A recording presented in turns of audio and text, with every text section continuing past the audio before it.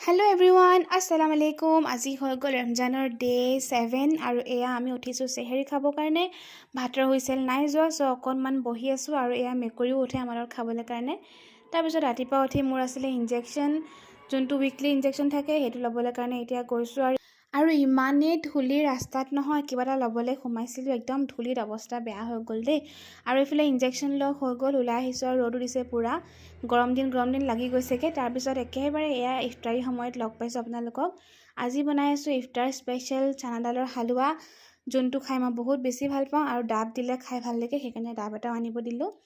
আৰু এইফালে আমাৰ ইফতাৰী প্লেট আলহামদুলিল্লাহ ইমান ভালকৈ আল্লাপাকে খুৱাইছে আমাক। এইফালে ইফতাৰী প্লেটখন উলিয়াই ল'লোঁ। তাৰপিছত আমি দুয়ো কথা পাতি ইফতাৰী কৰি আছোঁ। আচলতে নামাজ পঢ়াৰ পিছত এইখিনি কথা পাতি আছোঁ আৰু প্ৰথমে অকণমান খাই নামাজ পঢ়ি ল'লোঁ, তাৰপিছত লেকচাৰ দি আছোঁ আৰু খাই আছোঁ। আৰু চাহকণ মোক লাগিবই, মই একদম নামাজ পঢ়ি উঠিয়ে চাহ অকণমান খাওঁৱেই।